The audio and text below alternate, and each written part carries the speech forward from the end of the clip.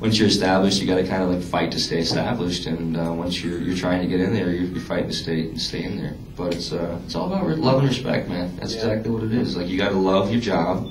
You gotta love what you do. You gotta respect it. You gotta respect everyone around you who does it as well. I mean, even if you don't like them, you gotta respect that they do it. I mean, yeah. And it's one of those things. Like, I firmly believe people are run by love and fear. And you know, you could be scared to do something and you're not gonna do it. But if you love it and you do it with all your love, then it's gonna come out great. People are gonna love it. If you love something, people are gonna love it. Yeah. And if even just like a small amount of fear that resides in you, that'll show. So it's kind of, you gotta be fearless in art, and you just gotta embrace love, and hopefully be able to ditch fear. That's the goal, at least for me. And I think that's probably one of the reasons why I didn't pursue acting or modeling right when I moved to New York, because of the fear. Definitely, I was like, no way. I'm this little fish in a really big pond, and there's no way I'm gonna make it in that business. So didn't believe in myself at all, and then just went to college, did the right thing, according to my parents. And then it just, things just came to me, because I think you really, you're meant to be in a certain place.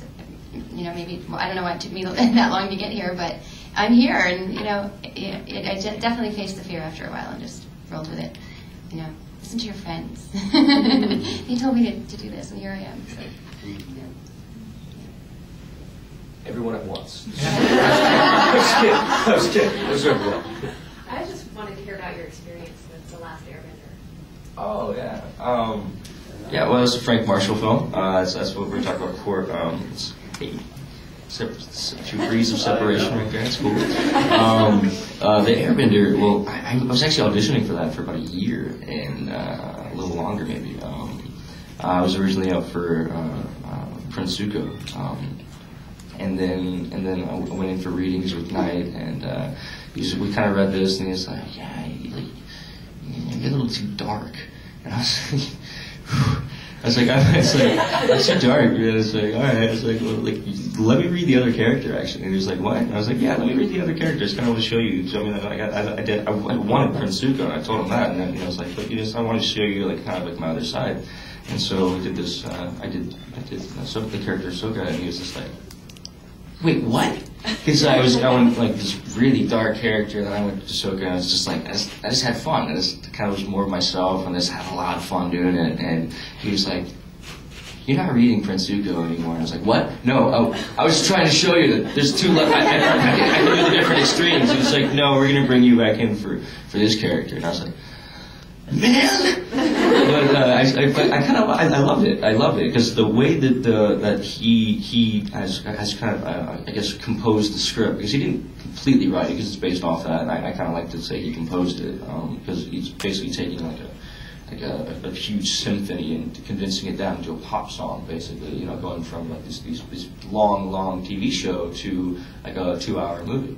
It's kind of like taking a big book like Twilight and condensing it to a 2-hour movie. It's very difficult. And so the way he composed this script was just, it had these like dark moments for all the characters, like even for like the comic relief, kind of bring into it. And so it was really nice to have these ebbs and these flows, and that's kind of what I found out through the auditioning process that he was doing. Once we kind of like found that, like he was like, oh, you're not right for this character, but I love you for this character because you can go dark, but you can be so light at the same time. And that's just like that to me was really cool. Like to have someone come to you and be like, yeah, you got these, like you can do both, and that's like thank you. That's kind of what I've always strived to do. The extremes there, and it was a pleasure to film because I had 2 months of kung fu practice before we started filming, and then while we were filming, every off day I was training, and then on set training to do movie kung fu. So it was a crash course. It was fun. I mean, on my kicks, I cannot kick to save my life. I don't know what it is. Like I've been stretching, so, and it's like my kicks, I could maybe fight a baby with my kicks. Take that, baby. Not so much good at the kicking. I mean, I was good at the hand to hand. My dad used to teach me boxing when I was younger, and so I was always good hand to hand. But it was difficult, but it was so much fun. It was and wearing all these kind of like crazy like wardrobes and cutting my hair in a whole brand new style I've never considered before. And it was funny having it shaved up the sides. And my bandmates always making me put up my hair in a mohawk. Yeah, rocking the hawk, you know. And now Jared's got the mohawk, so I think it's funny. That's my bandmate. So. Yeah, I like it. I actually shaved Jared's mohawk myself. Yeah, I did it. Thank you. Yeah. Should have been a hair designer. What can I say? I'm great with hair. You said you got nice hair. I like the curl. Well, that was my experience with Last Airbender, I suppose. What do you think of the proposed release dates from Eclipse is June 30th, 2010, and the Airbender is July 2nd, within 2 days of each other? 2 days of each other, that's crazy. Well, it's one of those things, hey. I don't really get involved in the business side. Movies at the same time, unless I'm producing it, so yeah. It's kind of like, nope, I'm just not going to think about it. I'm just not going to think about it. Just going to go on the press tours and promote the films, and it's nerve-wracking for me, to be honest, you know. But it's cool because I'm going to have 2 completely different looks, you know. It's like I'm going to be blonde, you know, Jasper vampire guy, and then I'm going to be, you know, like ponytail, like boomerang wielding Soka guy. So it's kind of cool. It's really fun for me. And my parents love it, so just make my family happy. That makes me happy. I read somewhere that you actually auditioned for the role of Edward to begin with, and that you were one of Stephanie Meyer's first choices for Edward. So now that you've kind of seen that Rob's life has been, you know, just are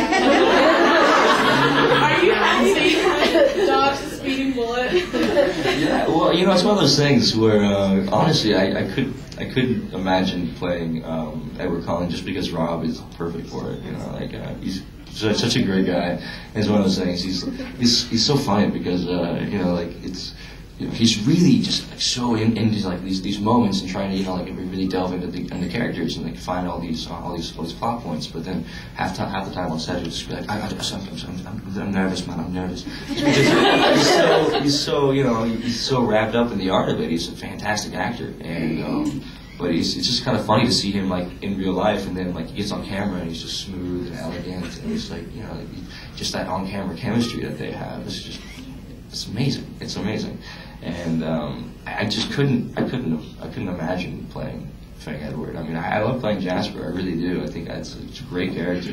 But yeah, whenever I was first auditioning, it was kind of like I was talking to Catherine a lot about it, and at first I was kind of, you know, I was almost reluctant to do the series as Edward or as Jasper or as anyone, just because I was scared from making a book into a movie. You know, sometimes a lot of things get lost in translation. But I met Melissa Rosenberg, and she's just a fantastic screenwriter. And I don't know if you guys know the show Dexter, but she produces that and she writes for that all the time. And I also kind of found that out. And after a couple meetings with Catherine, I was like, well, I just want to just be part of this. I think it's going to be something that's going to move people, and it did.